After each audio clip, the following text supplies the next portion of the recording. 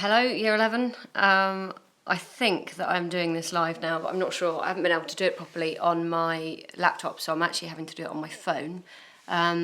So today someone's liked it, or someone's in, so I think that means that it is working. I'm going to pop my phone down on my laptop screen, and I'm going to just talk you through some of the key stuff that you might want to do for AO1 and AO2 for Macbeth first, okay? Because I think Macbeth's the one that most people are worried about because of how it feels when you get into the exam and you're not sure particularly what all the words mean, and you might get in a panic. So I want to just start off with talking you through the plot and kind of what the key AO1 points would be, and perhaps some AO3 points that you might want to make with the AQA exam. So obviously the title is The Tragedy of Macbeth, and we know that because it's a tragedy, that means that the hero, Macbeth, is going to die in the end. And I think that's an important thing because there's a sense that because it's a tragedy, he's fated to die. So Macbeth will die at the end, and in a way you can kind of say that some of his actions almost aren't necessarily his fault, because he's a tragic hero and he was going to have a fatal flaw, which is obviously his ambition, and that means he was always going to die. And so some people can say that you could take a bit of responsibility away because of that. But the play opens, and it's in this deserted place, and there are the three witches, and we know that they meet in thunder and lightning, and that's important because if you think about the pathetic fallacy, it's reflecting that the witches are powerful, the witches are evil, and in fact that would be a nice AO2 point to make. So if you get a question about the witches, the idea that as an audience immediately we understand that the witches are bad and powerful and perhaps messing with nature and against nature because nature's rebelling with this lightning and thunder. And of course if you think in Shakespeare's time, they wouldn't have had the science to understand what thunder and lightning was, so they kind of thought it was the anger of the gods. And so that's a nice way to introduce the idea of the witches. The other important thing from this scene really is that they say that they're going to meet Macbeth, and they also say fair is foul and foul is fair, and that begins to introduce the motif that actually in the play there's an awful lot of you don't know what is what in terms of does something appear to be something and then it's not. We get that when later on when Lady Macbeth talks about looking like the innocent flower but being the serpent under it, and when Macbeth said stars hide your fires, because he doesn't want people to see actually his real self. And so there's this sense of things that appear to be and things that actually are, and they begin to introduce that idea by saying that things that are foul are also fair, as in good, and then things that are fair are also foul. And that's interesting because later on Macbeth mirrors that exact phrase, and so you could say that they're already doing a sense of prophecy because they are prophesying what he's later going to say about the day he's had. So then we've met them, and then it skips to the war camp, and Duncan is there with his sons, and they are talking about how the war is going, and Duncan's anxious to know what's going on. And a sergeant comes in and he talks to Duncan about what's going on there. And this is where we get introduced to the character of Macbeth. So this is important in terms of structure. We have exposition before we actually meet Macbeth that tells us that Macbeth is a wonderful warrior. He's a great warrior. And he's referred to by Duncan as a valiant cousin, so immediately we know that he's brave and noble, that he's referred to as a cousin to the king, and obviously he's not related to him, but that's how close the king feels to him. And then we also get him called as a worthy gentleman. So in terms of our AO1 comments, really, we want to talk about the fact that immediately Macbeth is established as a proper hero, so that we invest in him like not an anti-hero, which is what he ends up being, but as a hero. So he's brave, he's fighting for his country, and then we hear some accounts of what he has done. And I think it's just important to note that at the time we had the Anglo-Spanish War, and so perhaps people would have felt slightly differently than they might now about the idea of fighters, because Macbeth is described as unseaming a man from his nave to his chap, so cutting a guy right up here and then beheading him. And at the time he would have been celebrated for that, and I think maybe now we might think that's a bit brutal, but particularly at the time they would have thought that was like a great heroic act because it was against the enemy. It's not an accident as well that Shakespeare particularly chooses that type of way of introducing Macbeth, because just before this play was written, the gunpowder plot happened, and people tried to kill King James, and the punishment for attempting to kill King James under the Houses of Parliament was that they hung, drawn and quartered, which means that they were hanged until they were almost dead and then sliced up here and all of their guts fall out. They actually, this is a bit grim, but they actually cut off their penis and their balls and burn them in front of them as well, which is pretty grim. And then they behead them. And so it's almost like, from Shakespeare, a slight nod towards James to say, like, if people are against our king, we will unseam them from the naves of chaps and cut their head off. And so immediately it puts Macbeth in the kind of supportive of his country role and honouring the king.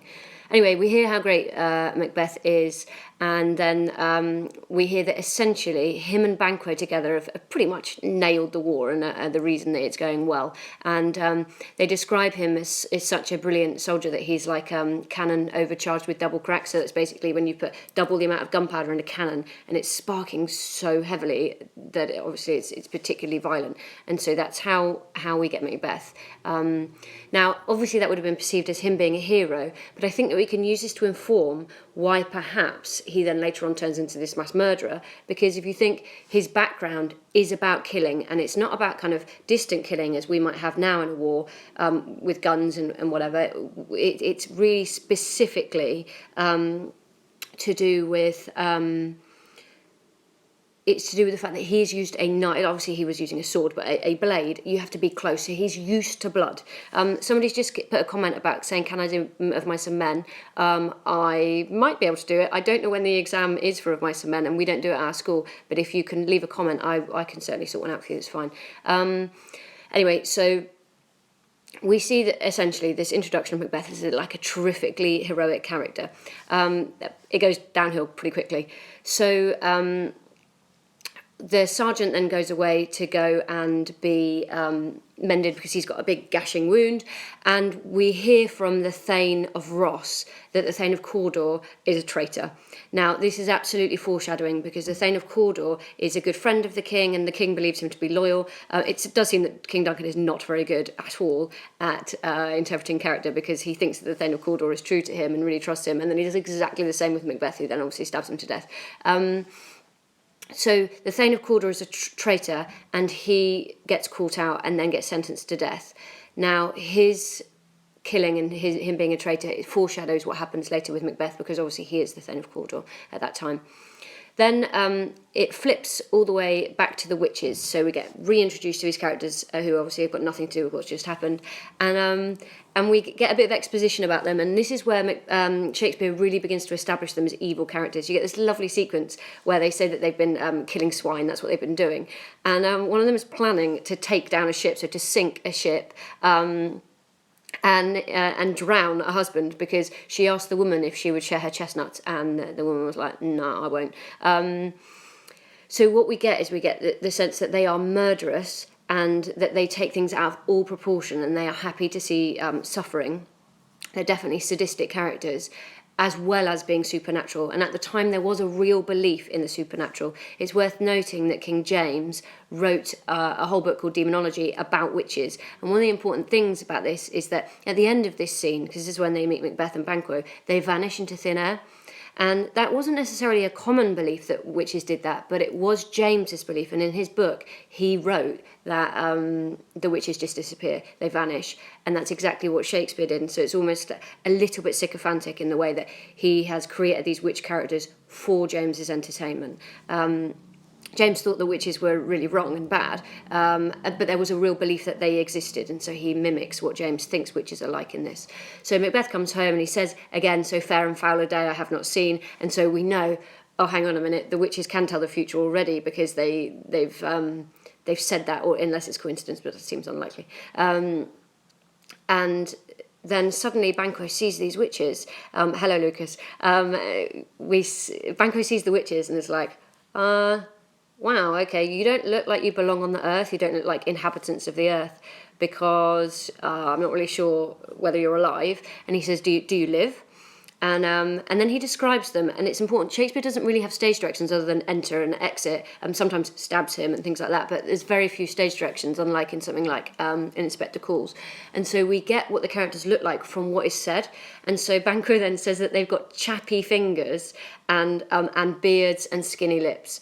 So we know from the beards, and this would be a nice AO2 comment to make, beards are obviously masculine, but there's a sense of power that comes with them being masculine, and also it's something that we would associate as being unnatural, because for the vast majority of women, it's not natural for them to have a beard.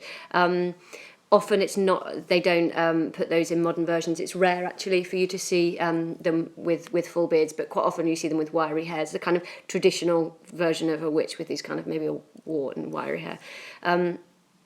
So they are unattractive. So not only are they emotionally unattractive, they're also physically unattractive. And that's important because when you create a kind of caricatured villain, so I would say that they are the archetypal villain in the fact that their actions are not only bad, also what they actually look like is a caricature of badness. And then Macbeth speaks to them as well. And then this is where they hail Macbeth. So they say, all hail Macbeth, hail thee Thane of Glamis, the same for Cawdor, and then thou shalt be king hereafter. And what's important there is that we get the rule of three. So we know that at the time, when Shakespeare was writing, that there was a real sense of superstition about the number three, and that they felt that perhaps it was associated with negative happenings. And people have heard before, I presume, the phrase like bad things happen in threes. So Shakespeare deliberately uses that number as a number that people were naturally suspicious of at the time to bring into the witch's speech, so that you then feel a little bit like unsure about them. And it's clearly a rehearsed thing because they mimic the way they speak. So they all hail Macbeth, hail thee Thane of, and they all speak in exactly the same way. So it's clearly rehearsed because they're planning to get Macbeth. That's essentially what they're trying to do. And each time he's like looking at them. And but Banquo hears that and thinks, oh, hang on a minute, you're saying he's going to be Cawdor and he's going to be king. And there's a slight sense, it seems, of him wanting to get his own kind of prophecy. And I wouldn't say he was necessarily jealous, but it certainly says, hang on, but you're saying he's got royal hope. Well, but you don't speak to me, so speak to me. And actually Macbeth is silent at this point, so we don't really get anything from Macbeth, and we're not really sure. You're absolutely right. Someone's just put a comment about, aren't there three apparitions? Yeah, the motif of three is repeated throughout the whole text and is absolutely important. And I have no idea what question will come up. I wish I did know. I'm going to do a little section later looking at the dagger sequence because it's got a famous sequence, but I don't know what question's going to come up. So then they prophesise for Banquo as well, and they say, this is where we introduce the theme of equivocation. So equivocation is a way of speaking where you don't actually lie, but you also kind of hide the truth. And it was really common at the time because King James was a Protestant, and when he came to power, and this is why people tried to kill him in the Gunpowder Plot, when he came to power, people thought that he would bring Catholicism back into England, and he didn't, despite the fact that his mum was a Catholic. And so people were angry about it and hated him. And then when the Catholics tried to kill James, or not the Catholics as a whole, some Catholics tried to kill James, he then made life quite difficult for those Catholics. And so they would try to hide their religion often, and they would practice it through a thing called equivocation, which is where you lie, but kind of whilst telling the truth. And the witches are really good at that. So they do it all the way through to manipulate Macbeth. So they speak in almost like riddles, and that's with the Birnam Wood moving to Dunsinane and the you can't die from anyone who's woman born. So technically those things are true, but essentially they're lying to manipulate him. And this is Shakespeare's little way actually of having, again, a kind of joke almost with James, and a slight joke at the expense of the Catholics, because immediately what it does is it associates Catholics with witches, because they are equivocators, and he's kind of saying negative things about Catholics there. So there's this double meaning that's going on all of the time. Anyway, he says that Banquo will have kings, and they speak in these riddles with lesser than Macbeth, but greater, not so happy, yet much happier. So immediately, Macbeth will feel threatened, and that's important. So this is the catalyst, and it's the thing that begins the rising action of, one, Macbeth wanting to be king himself, but two, him feeling threatened. He, at first, obviously, would have felt fine. Oh, great, I'm going to be Cawdor and I'm going to be king. But then we get this sudden thing of, oh, hang on a minute, I don't have an heir. So he doesn't have an heir who could take the throne. Now, sometimes overlooked is the fact that clearly at some point they did have an heir, because Lady Macbeth says, I have given suck. So she has breastfed a child, and there is no child in their life. and so one presumes that perhaps he's lost a child. We're not really sure, but obviously that would make it difficult for Macbeth to hear. If he's had a child who he thinks is going to be, take his Thane of Glamis, that's fine. But then when he hears he's going to be Cawdor and he starts to think he might be king, and now he doesn't have an heir, and then he gets told, but your best mate's kids will take your throne, he starts to feel quite threatened by that. And so this is where obviously we then see the deterioration in his relationship with Banquo. And Macbeth at first he doesn't respond to the witches at all, but then he asks them to stay, and he's like, no, stay. And he's so used to kind of being in charge that he speaks in imperatives here, and he says, stay, speakers. And then the last thing he says is, speak, I charge you, so I order you to speak. And there's this sense of power, there's this sense of he absolutely expects them to do as they're told, but actually they just vanish. And Macbeth and Banquo briefly talk then about this prophecy. And then we get like Macbeth, he sort of briefly goes off by himself, and he's really unsure what to do, because right, so initially in his gut he thinks, I want to be the king. And what's interesting about this is that he doesn't think, I'll wait. He thinks, I'm going to be the king. Oh, perhaps I should go and kill the king. And it's kind of like, well, you could have just waited, actually, because if it is prophecy and if it's going to happen, then like you don't need to kill him, because it will happen. But there's this sense of impatience, and I think that's sometimes missed by students. They just think he has to kill the king, but actually, if he is prophesied to be the king, there was no reason for him to kill him. It's simply greed and ambition in him wanting it sooner, to make it happen, to make it certain. But actually, he feels confused by the idea that he might want to kill the king, and he says that it unfixes his hair, which means his hair stands on air, on its end, and that his heart's banging against his chest, and it says it knocks at his rib.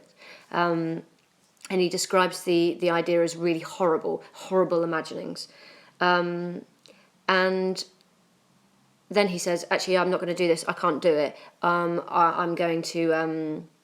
if chance is going to have me king, then chance will leave it. And this is an important introduction to chance, because obviously a lot of the text is about fate. This idea that if it is a tragedy, well, it is a tragedy, if he is fated to die at the end, then it's all about chance. And in fact, it's important to note that the sisters, the weird sisters, as they're sometimes referred, weird at the time was spelled W-Y-R-D, and that at the time meant fate. So they were the sisters of fate. So the witches are his fate. So it's kind of like he was never going to be able to get away from it anyway. But he leaves it to chance, so he thinks he's going to leave it to chance. But of course, that's before he understands what his wife says. And as we know, the wife is in charge. We get then on to Act 1, Scene 4. And basically, we then hear that the Thane of Cawdor has been executed, and that he was really sorry at the end that he'd been a traitor, and then Duncan says, "Oh, this is such a surprise to me. I'm so surprised by this, because I had absolute trust in him." Someone's just said, "Could you argue that the witches are his fatal flaw?" No, you can't. Well, you can argue it, but I don't think you can say that they are his fatal flaw, because it's supposed to be, with a tragedy, it's supposed to be an internal character trait. So for me, my lateness, would be my biggest flaw probably, and my disorganisation.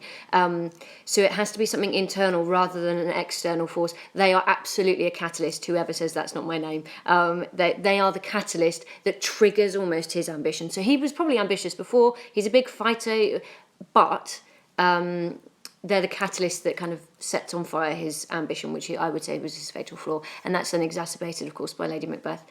Anyway, Cawdor's dead. Macbeth comes in, he's greeted as worthy as cousin. Like, Duncan makes me laugh because he's such a bad character judge, because he says, "Oh, I had absolute trust in Cawdor. I'm so surprised by this." And then there's this kind of lovely juxtapose with him calling Macbeth worthy as cousin just after Macbeth's been like, maybe I should murder him. So there's this kind of almost dramatic, well, it is dramatic irony, where we know that Macbeth is not really as he appears. Banquo and Macbeth chat to Duncan. Duncan says, "Oh, you're so great. I'm really sorry. I owe you more than I could pay." And Macbeth lies. And maybe maybe you could say that there's an element of truth in what he says, but he says, I love serving you, and everything that I do is about love and honour towards you. He can't really think that, though, properly. So although obviously there was this sense of the divine right of kings and that Duncan was God's representative on earth, there is no way that Macbeth could have really felt that, because only hours later he murders Duncan, and he's already thought about murdering Duncan. So it feels like that's how he used to feel, that it was all about love and honour. But now that he's got this self-interest and this ambition, it's not really about that anymore. King Duncan also praises Macbeth in this sequence, but what's important is that Duncan says, right, Malcolm is going to be the Prince of Cumberland, and that means that Malcolm is the heir to the throne, and obviously because he's Duncan's son. But Macbeth is interesting here because, again, he says, okay, the problem is that would come in the way of the crown. So not only would I have to get Duncan, I'd also have to get the Prince of Cumberland. And you think, wow, he's already just thinking about murdering two different people. And what's interesting is that he says, the Prince of Cumberland, that is a step on which I must fall down or else overleap. He already dehumanises him by saying that is a step. So it's like, in his mind, he's had to just make him an object rather than making him a human being who might die. Then we meet my favourite character, Lady Macbeth, who is a bit of a psycho. So she's reading the letter from Macbeth. Now, Macbeth cared enough about it that he didn't wait to get home to write the letter. And that's important because he's invested in this prophecy, which is a stupid thing to do, really, because we know witches are evil. They were archetypally evil as well, with their beards and their chappy fingers and their skinny lips, and they're vanishing. And yet still, despite the fact they would have been associated with the devil and evil, he still believes them. Yeah. I realised I've just missed out the bit where obviously Macbeth gets told that he's then Thane of Cawdor. Stupid thing to miss out, really, because that in itself triggers him thinking, oh, the witches are right. And actually what they've done is they've just manipulated him, because that was already going to be the case. It was already going to be the case that he was going to be Thane of Cawdor as soon as Cawdor was found guilty of treason. So we find out as an audience that that's going to be the case before they even tell Macbeth that. And then Macbeth finds out that he's going to be Cawdor, and he thinks, oh my God, they're telling the truth. And therefore he thinks, right, well, I'm going to be the king. What's a shame about that is he doesn't think, they're telling the truth and it's already happened. I don't need to do anything. Saucy, this is the dog. Saucy, come here. Sorry about that. Saucy. Come. You can give it to me. Everyone can meet the dog. Wow, Pupstar. Say hello. Wiggles. So, this is Saucy. What a distraction.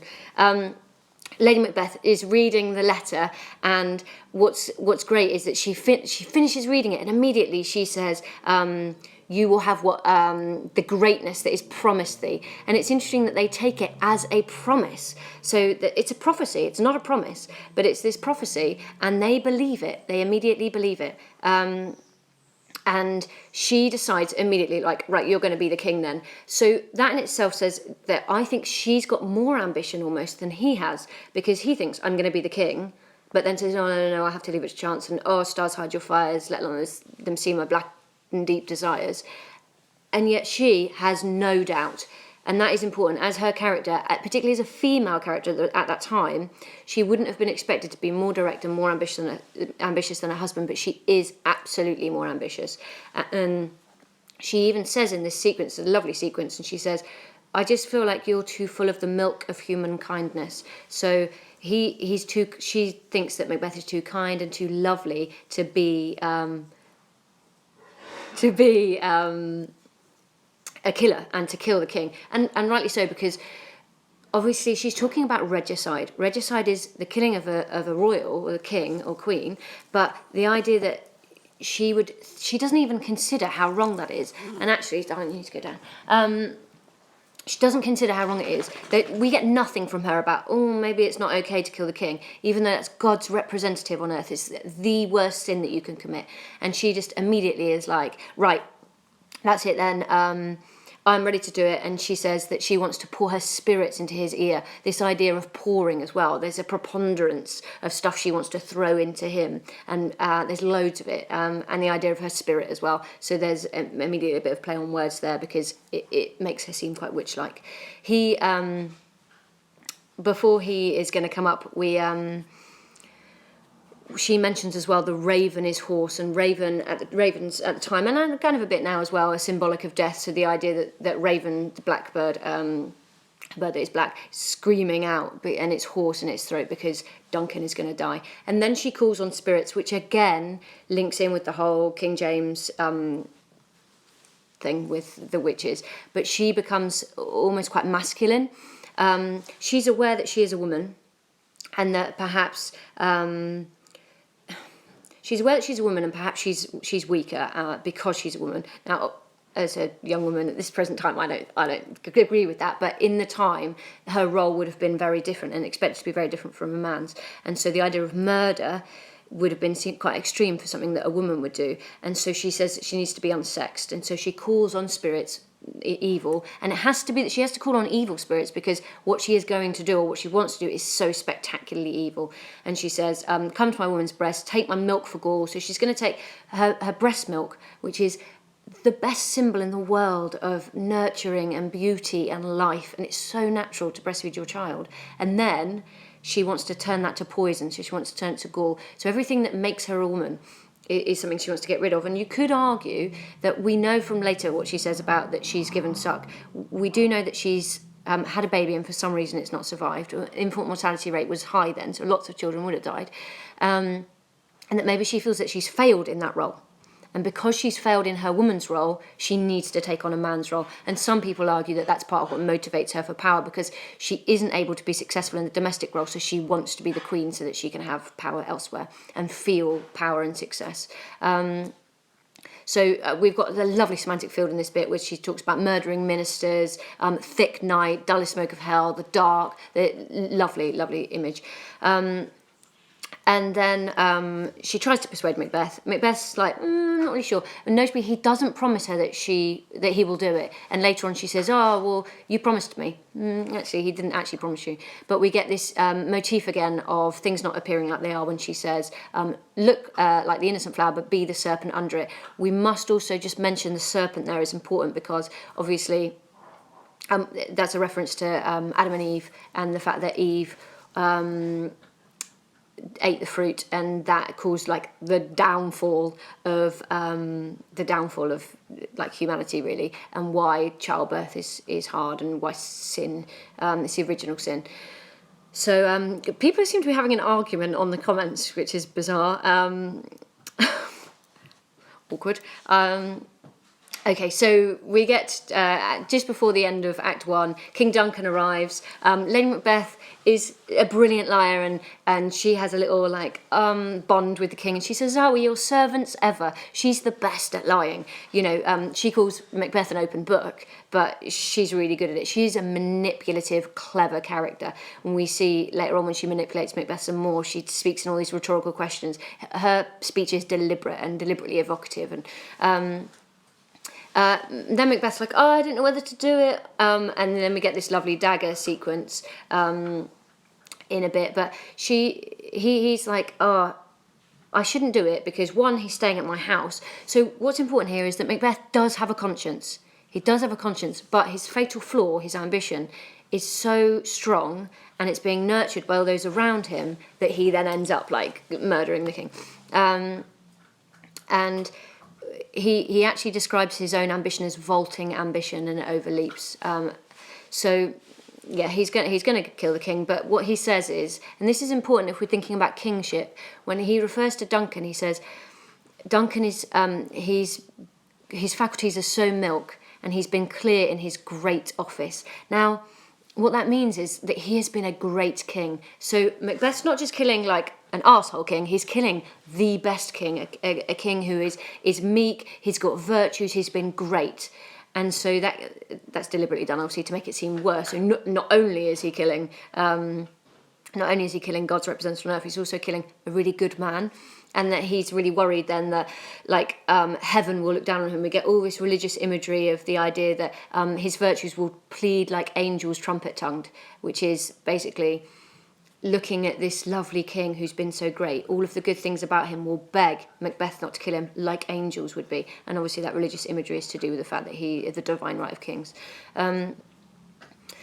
Then basically Macbeth's like, you know what, I can't do it, this is not okay, I can't do it. And Lady Macbeth's like, what, sorry, I beg your pardon, what do you mean you're not going to do it? What, since last night your hopes just disappeared? And then she says, like, I don't understand you, you're like a cat in the adage, and an adage is like a little story that people know. So there's it's basically the cat is he wants the fish in the pond, and but he doesn't want to get his paw wet. And so he's like, and could you possibly say that Macbeth is possessed by the spirits and that Lady Macbeth is summoned, or is... I can't read that quickly enough. I'll have a look. I will reply to individual comments if I can't get them quickly enough on here.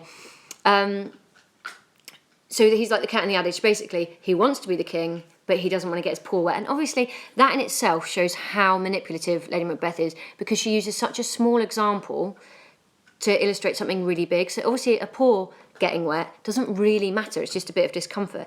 But this is not about a paw getting wet. This is about murdering God's representative on earth. So not only just murdering a human being, but actually murdering a really good human being who represents God. So she belittles it and makes him seem like a coward and a weed, but actually she's just manipulating him, and that's a really nice example of how she manipulates.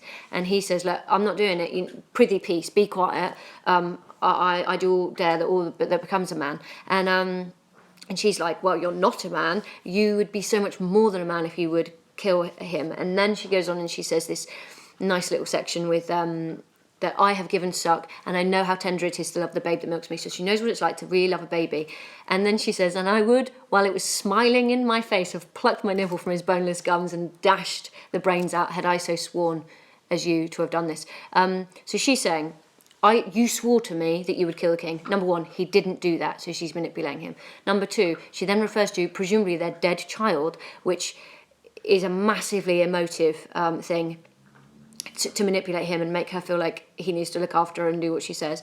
And we get this brilliant use of language from Shakespeare here, where they build up this semantic field of love and nurture and motherhood with suck, tender, love, babe, milks, smiling, and then boom, straight in with this plucked, boneless, dashed brains. So it's all really, really violent and horrible.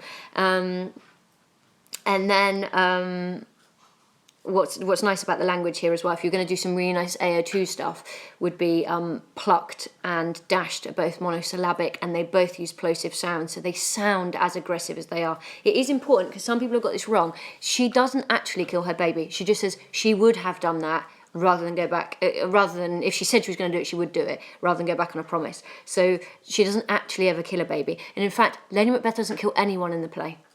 So lots of people say that she's the worst character, but she doesn't kill anyone. And in fact, she doesn't kill the king because she says he looks too much like my dad. So although she's very manipulative, is she really like a man? Is she really like a witch? Because she doesn't actually cause the death. Or maybe she causes it, but she doesn't actually make any deaths happen. Macbeth's like, oh, I don't know, maybe we'll fail. And she says, look, we'll just do it. And so then they say, okay, yeah. But he says, you need to bring forth male children only, men children only, because she's so masculine. And he finds her frightening. And he says, you could only have male babies. Then we're into Act 2. And Act 1's really long. And then obviously they get shorter and shorter and shorter. You could absolutely say that witches don't kill anyone. They don't. Although they refer to having killed people, or like they're going to kill the man on the boat and things like that, but we don't ever see them. And killing swine as well, but and some people say that that's a play on words, that don't mean killing pigs, they mean killing people. But then we get the lovely dagger sequence. The dagger sequence is important, so we talk about hallucinations and the supernatural, because that may well come up as a theme question, but in this particular one, we get a sense that there is no dagger. So Macbeth is seeing it himself. That is not the same when Banquo later is seen at the feast, because in the stage directions it says enter Banquo's ghost, but there is no thing in this particular sequence that it suggests that Shakespeare actually wanted a dagger. So that may well mean that Shakespeare's trying to indicate that maybe Macbeth's losing his mind a little bit, and he sees this dagger, which is obviously symbolic of death. And I love the fact that Toby is revising at work. Don't tell your boss. It's symbolic of death, but it's also symbolic of the fact that you can, it all like represents the fact that you can hide it. It's a secret weapon rather than like the sword, which would be symbolic of Macbeth's bravery and being a soldier. And so he sees this vision and he's like, oh my God, this is a dagger, it's pointing in the way of Duncan, maybe I should kill Duncan. Oh, I don't know what to do. And it's important because is this the witches making the dagger appear to manipulate? Is Macbeth wanting to actually use the dagger himself so much, and he's thinking about it so much that he's imagined it? Or is it other supernatural stuff? We don't know. We actually don't know. And some people, some directors, and you will get AO3 points for talking about stuff that directors have done. Some directors have the witches on the side in this sequence as if they're creating the dagger. Some directors choose to show the dagger, some people don't. So that's interpretation by the director, which obviously would change how you interpret it. But what we do get a sense of is that in order to kill a king, you need to be slightly bonkers. And I think that's kind of what that Shakespeare is saying here, that if you are going to kill a king, it is so evil that you have to be slightly having lost your mind, or there has to be an influence of spirits, because otherwise you wouldn't do it, because it is so evil and so wrong. And I think that putting this dagger in as a precursor would make sense. Then the bell rings and the bell knells, and if a bell knells, it means it's a funeral bell. So, and then we get this lovely rhyming couplet as well. Hear it not, Duncan, for it is a knell that summons thee to heaven or to hell.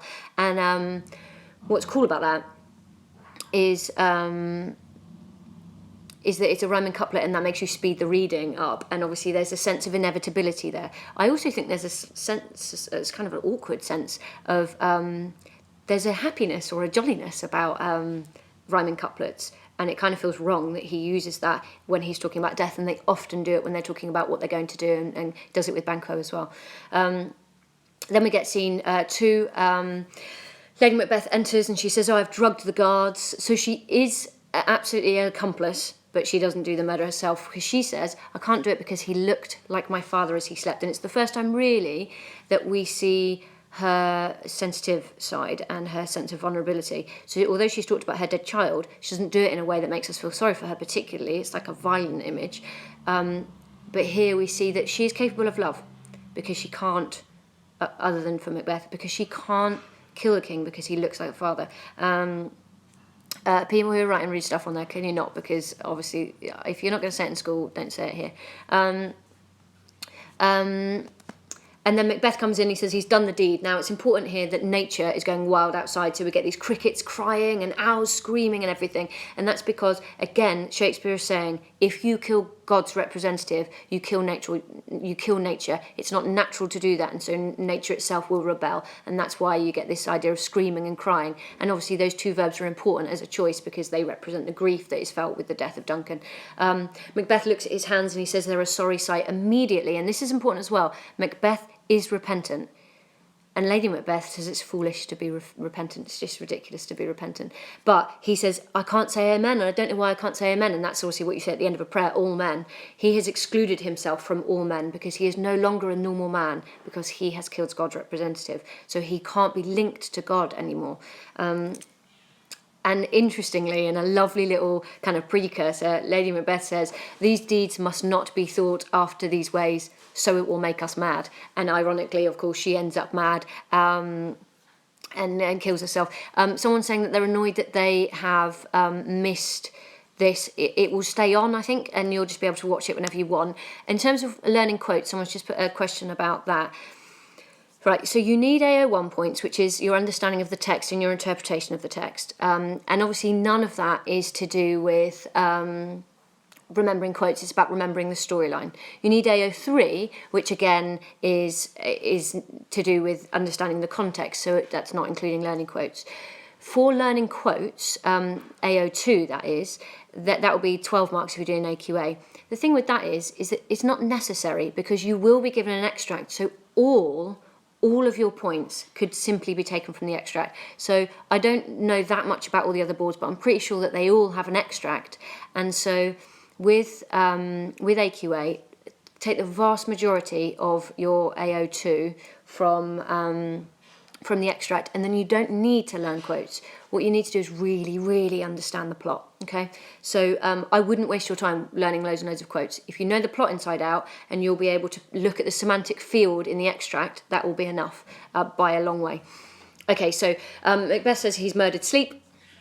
And then there's this knocking at the door, and they're like, oh God, and she says, go and get this filthy witness from your hands, a little water clears us of this deed. She's gone back to take the daggers back, because he says, I can't go back. And also this shows that he's not very good as a murderer, because his response is, kill the king, stab, stab, stab, comes back with the daggers. So he's clearly really struggling.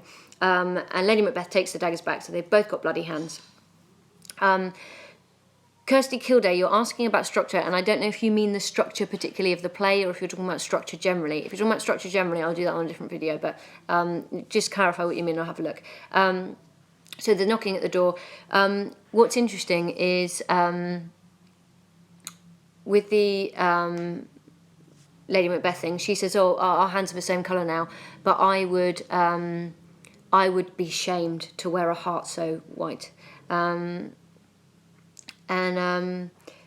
It's like she thinks that to care about others and to have grief about and remorse is absolutely not okay, and that she would be ashamed of that. And actually, there's nothing to be ashamed of there.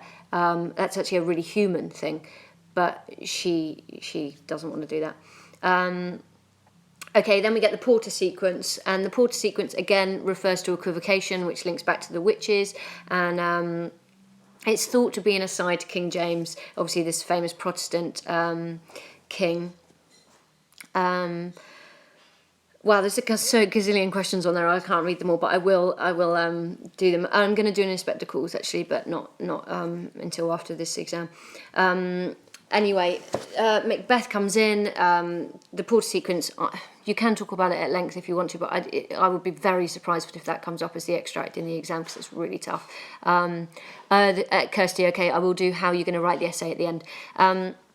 Macduff comes in. He asks Macbeth where Duncan is, and Duncan says he's not awake yet. So he says, "Is he awake?" He says, "Not yet." So he lies to his face. And then Lennox briefly talks again about how nature is so messed up. We've got there are screams of death, and it feels like the earth is shaking. And all of that is to do with the fact that he's murdered the king. Macduff re-enters. He says, "Horror, horror, horror." And so what we see is that we've got a servant like Macduff who genuinely is horrified by the death of the king, and then Macbeth, who is happy to have done such a horrible, horrible thing. Essentially what happens here is that Macbeth does something quite clever. He then goes in and he happily stabs the guards, and it's obviously because then they can't say, "I didn't do it," they can't protest their innocence, and then they all go off. And I think that what's important is that Malcolm and Donalbain realise that all is not as it seems, and that perhaps it's not been done by the guards. And so they say there are daggers in men's smiles. And again, that's the motif of things not appearing as they should be. So there are daggers in men's smiles, and that's because Macbeth might be friendly to them and caring, but actually they are murderer. He is a murderer. What's important is that they leave, and obviously then that allows Macbeth to start putting the blame on them, and they think that perhaps they've done it. Then we get to Act 3, and the very first thing that we hear is that, and this is a condemnation really of Macbeth, is Banquo says, "Thou hast it now, King, Cawdor, Glamis, all." So Macbeth has it all, and he says, "I fear thou played most foully for it." So the idea that Banquo is afraid of Macbeth, and that there's a sense that it's most foul. It's really, really awful. What he's done is just so wrong. And so a couple of people have said, how do you not How do you not just retell the narrative? Well, in your AO1 stuff, understanding the text, thanks Edwina for your clarification about it, in your AO1 stuff, you will need to talk about what happens in the text and refer to events, but then you comment on it. So you say, Banquo says, I fear that he played most foully for it, or he says he's frightened, and then you go on to say, and this shows that actually Macbeth is a really good guy, and even though he knows Macbeth really well, he still believes that Macbeth is capable of that, and that shows that perhaps Macbeth isn't such a positive character, because even his own best friend, who should be loyal to him, is starting to doubt him. And maybe it's because he understands how influential the sisters were, or how much ambition Macbeth's got. So it's about your comment about the event. So you refer to an event and then give what you think about it and what you feel about it. Then lots of other people come in and but Banquo says he's leaving, and Macbeth says, you must come back to my feast tonight. And this is the first time we start to think, oh, hang on a minute, what are you going to do to Banquo? And then, it's horrible. He says, are you taking Fleance with you? And we get a sense of, oh God, you're going to kill his son, you're going to kill his child. That's your best friend, and you're going to murder his child. And of course, it's because that child is a threat. And then Macbeth does a small soliloquy where he just says basically, no son of mine will be the king. And I do feel marginally sorry for Macbeth at this point, because although he's murdered the king and is an anti-hero in many respects, it is sad that he at some ways lost his child, and therefore he won't have an heir.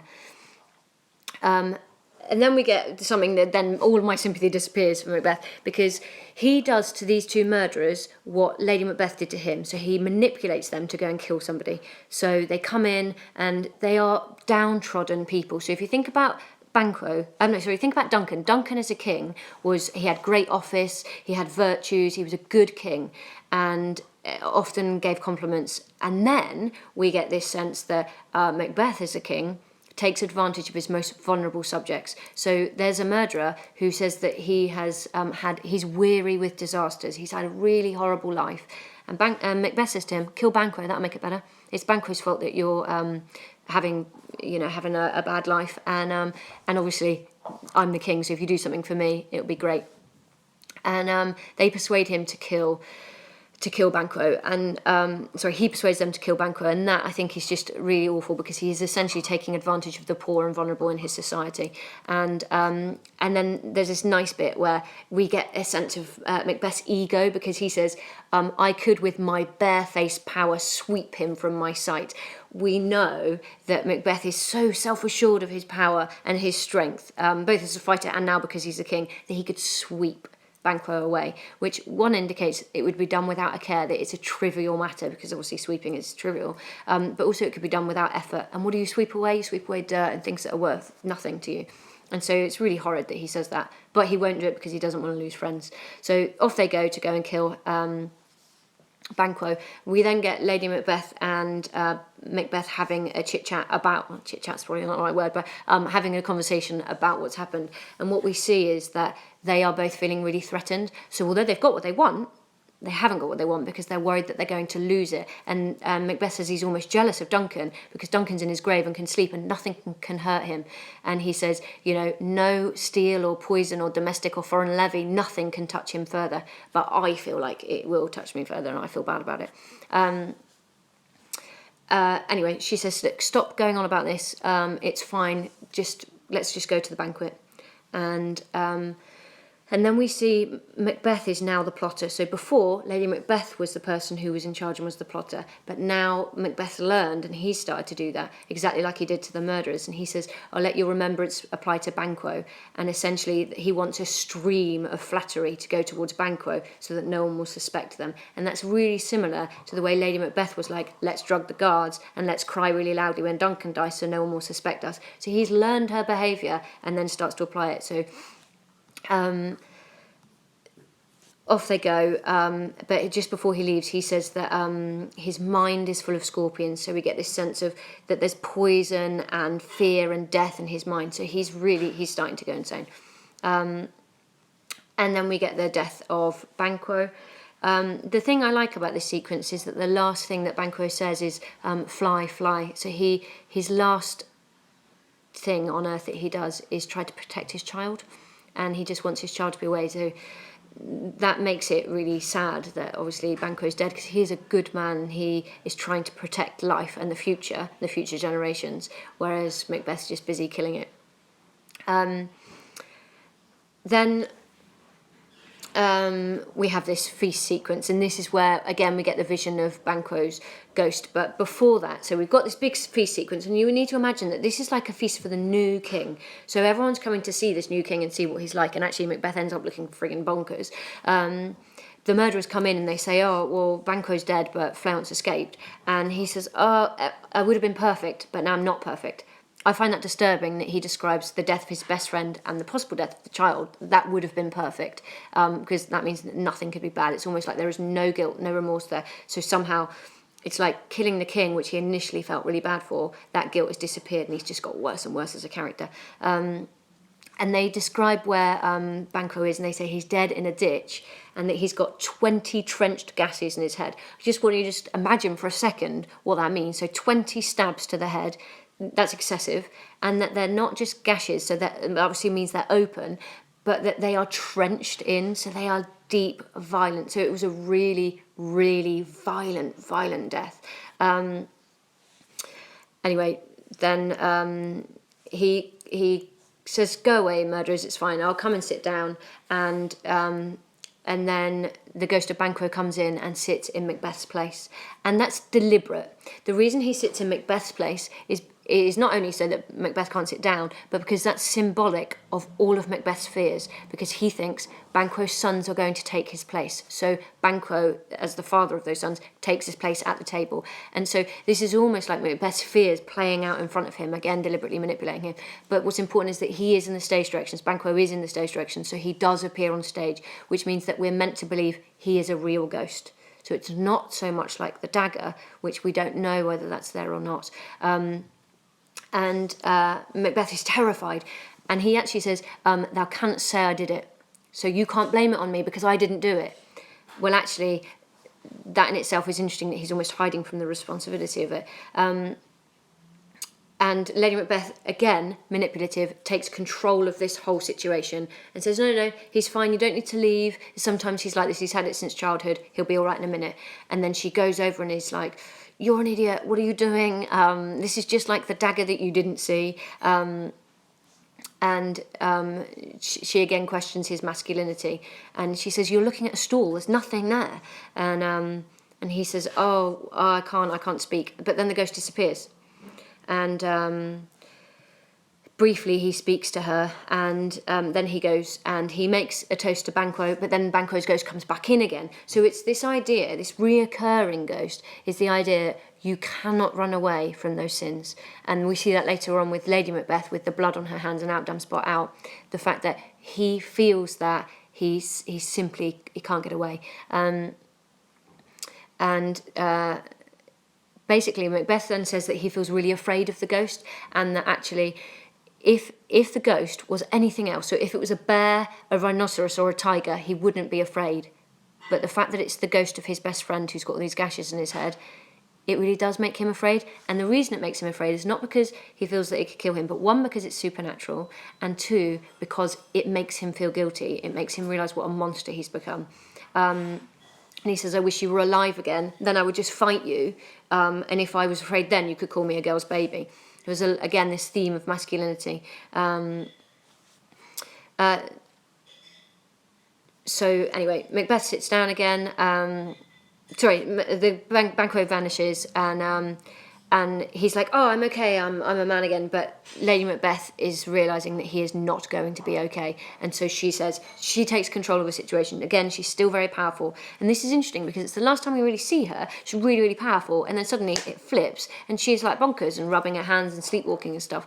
So I think that the point that Shakespeare is making is that if you do something as evil as regicide, which was really important at the time because of the gunpowder plot that just happened in real life, if you do something that is that evil, it will come back, and it will either come back to get you by someone else coming to get you, that's the dog playing with his toy, Saucy, stop it, or or it will come back to get you in the fact that you won't be able to deal with the guilt, but you will never be able to get away with it. And that's important. That was a message to all of the people out there who might have been plotting or thinking about killing King James.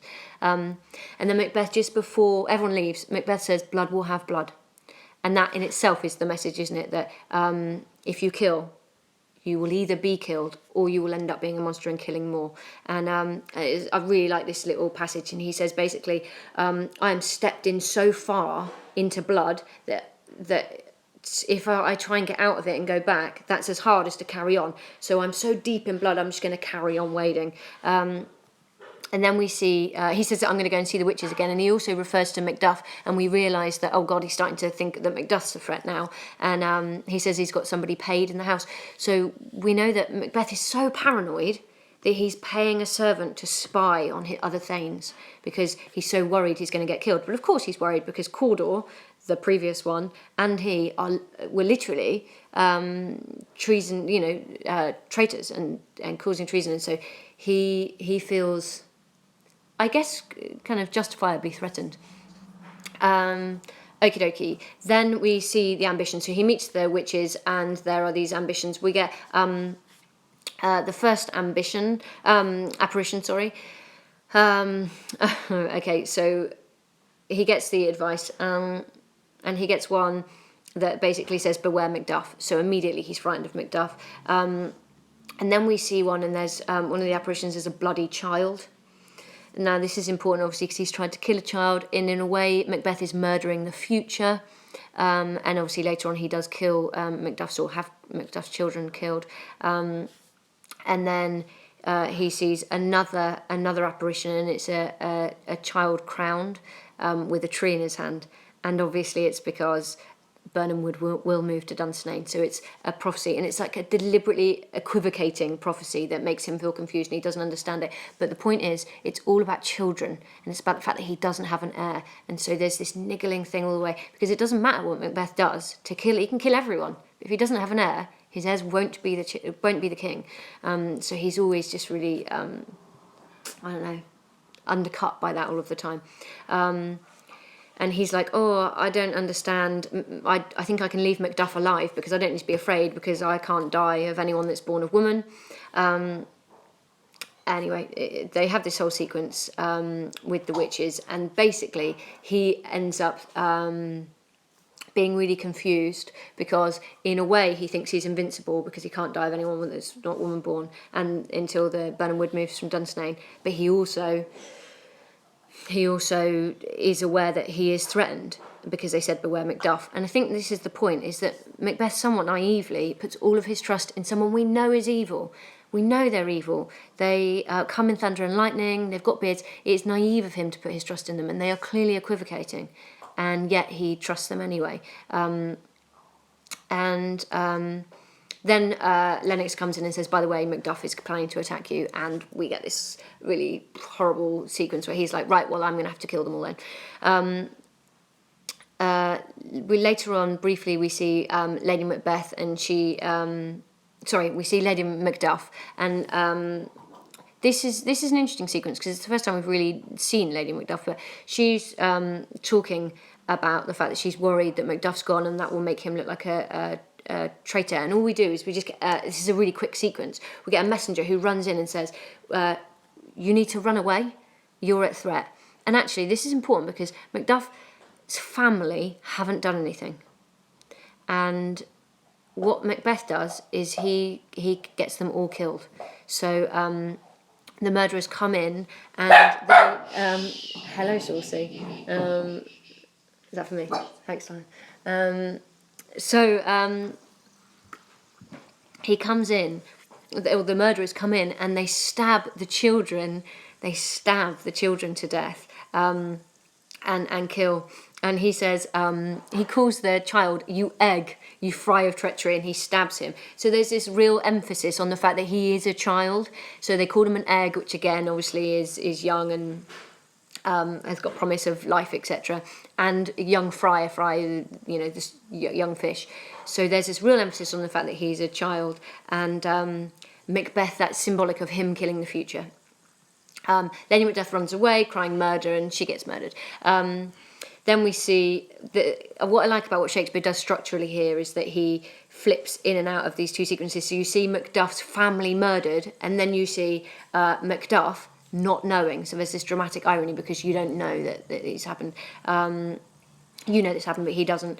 And then we just get this really sad sequence where Ross comes in and he doesn't want to tell Macduff, and he's like, no, if it's to do with me, you need to tell me, because they were just talking about whether or not they should attack the Macbeth. And it's interesting because Malcolm's saying, I'm not really sure I'd be a very good king, actually. I want to have sex all the time. I'm not sure I'd be a very good king.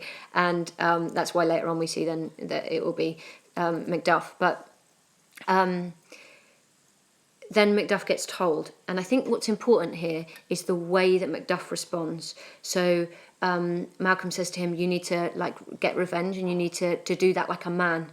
And he says, no, I need to feel it like a man. And it's the idea that Macduff believes that there is more to being a man, unlike Macbeth and unlike Lady Macbeth. There's more to being a man than violence. There's more to being a man than strength. Macduff believes it's about love, and it's about family, and that feeling is okay. And he asks over and over again, what my children, what my wife, because he can't quite believe that they're all dead. And he says, my children too. And essentially, yes, Macbeth's had everyone killed. And he then calls him a hell kite. And yeah, it's sad. It's a sad sequence. And then we get to Act 5, which is obviously, it's 5 acts because it's a tragedy. And we see a servant, and she's talking to the doctor and about Lady Macbeth and about the fact that she's sleepwalking and she's not okay, and that she's talking about things that she shouldn't be. We then get this really nice, famous sequence with her, which you might get in the exam actually, with the out damn spot out. I say, when she's saying a spot, she's talking about this spot of blood on her hands. Now it's important because she thought so I'm just reading some of the comments. It's funny. She thought that a little water would wash them off the steed, and yet Macbeth thought that all of Neptune's oceans wouldn't. And it turns out that he's right. So there is no longer blood on her hands, but she believes that there is, and she believes it so much. That she can smell it.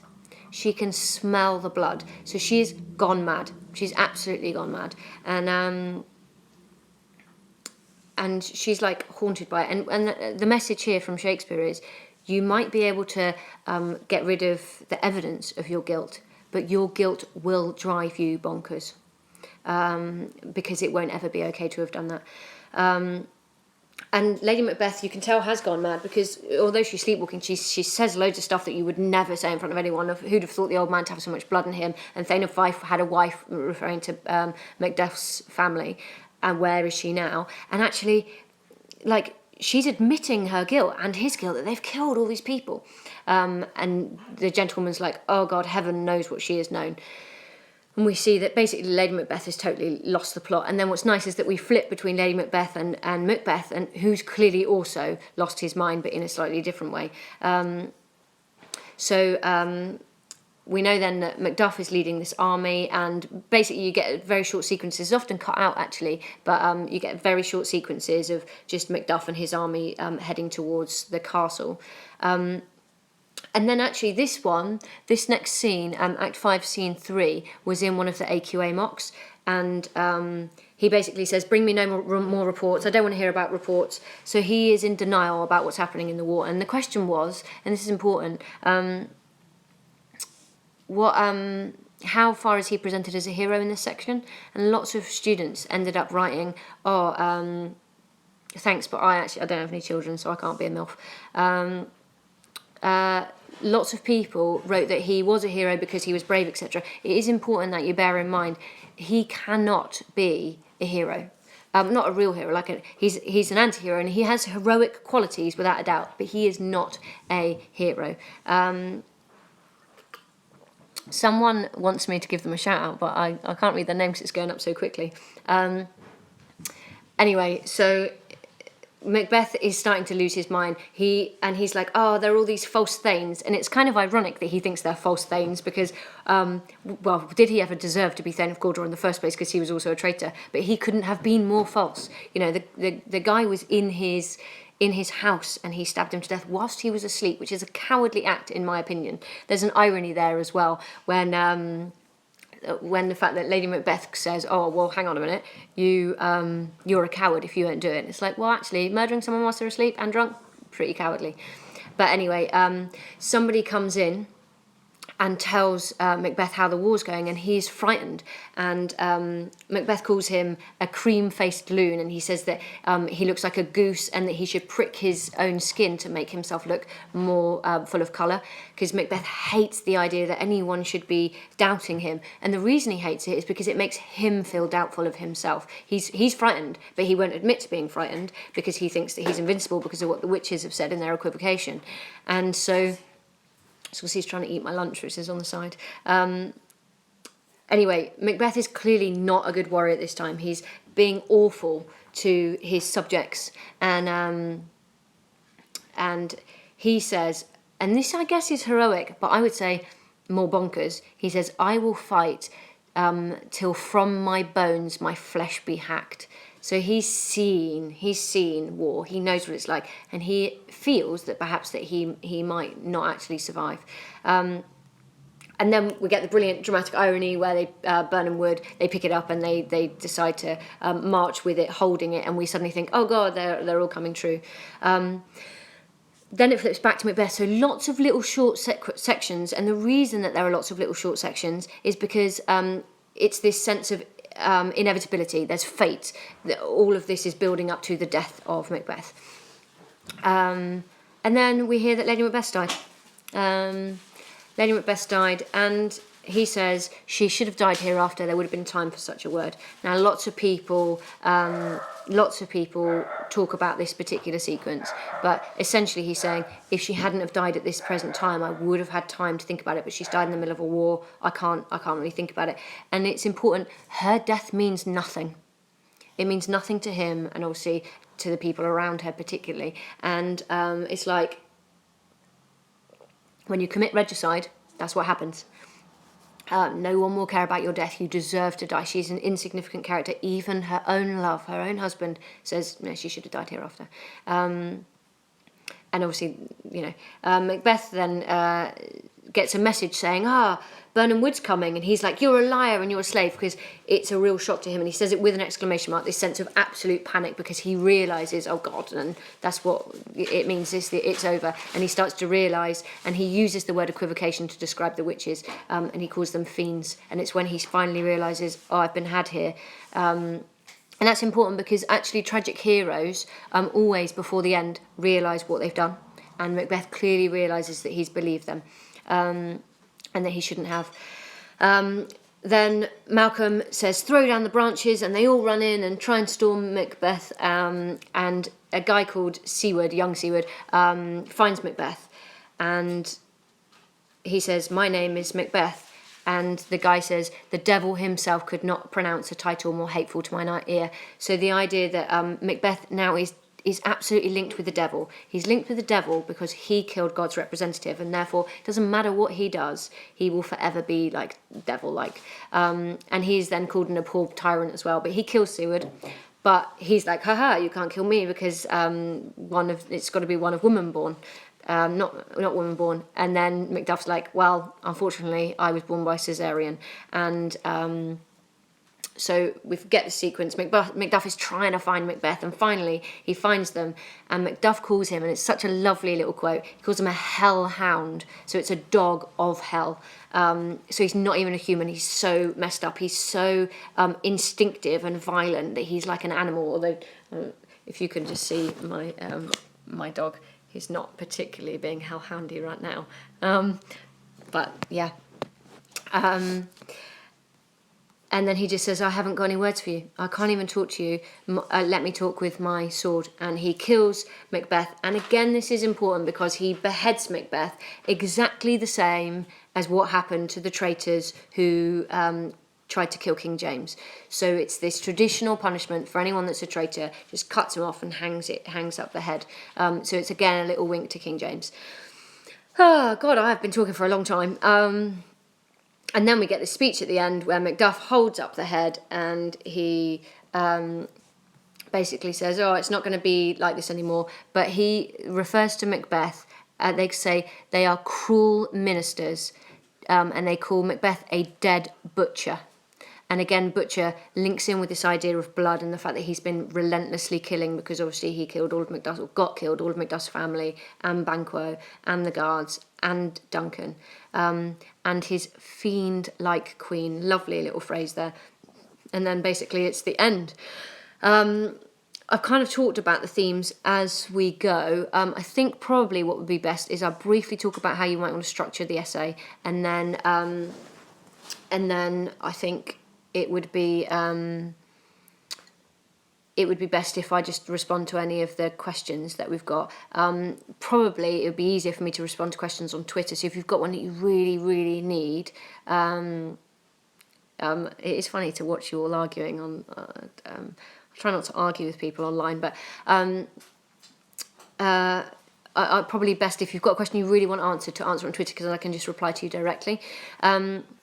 So just briefly, you will get in your exam, it will be a sentence that says this section is taken from act whatever. So say like you got, I don't know, the witches at the beginning, they might say act 1, scene 1, and then you would get a section of the text. Now you can read through that, and you'll also then get a question at the bottom that says, how are, for example, the witches presented as powerful or evil or whatever in this section?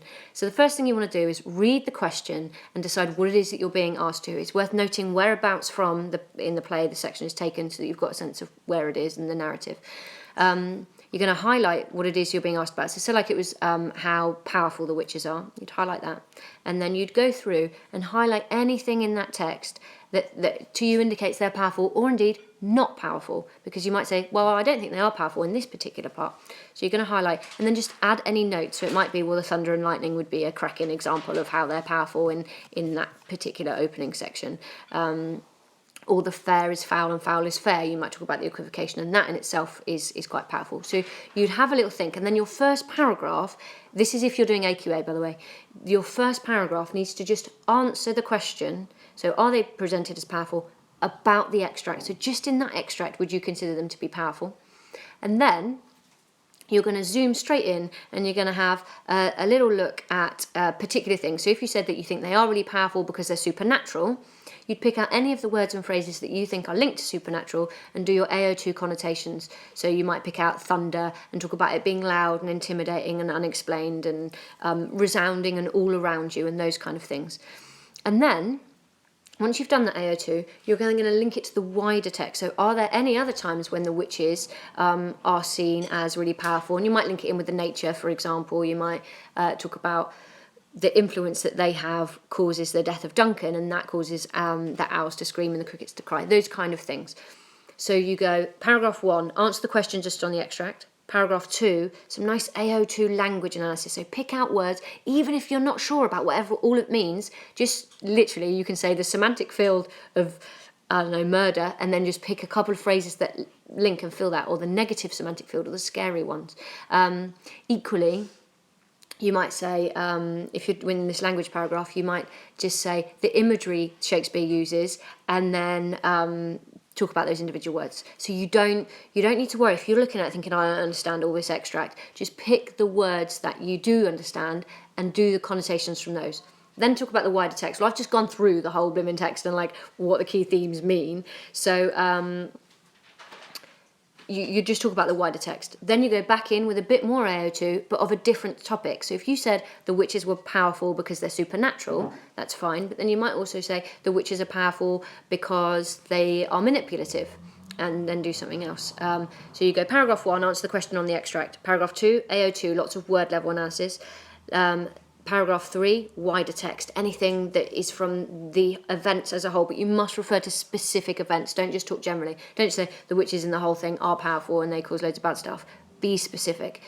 Then paragraph 4, lots of AO2 analysis again from the actual phrase, and try and, if you want to get the top band, so levels 5 and 6, really you need to be talking about loads of language and how that in itself creates a wider image, so it's like a sense of argument. So link the cumulative effect of language.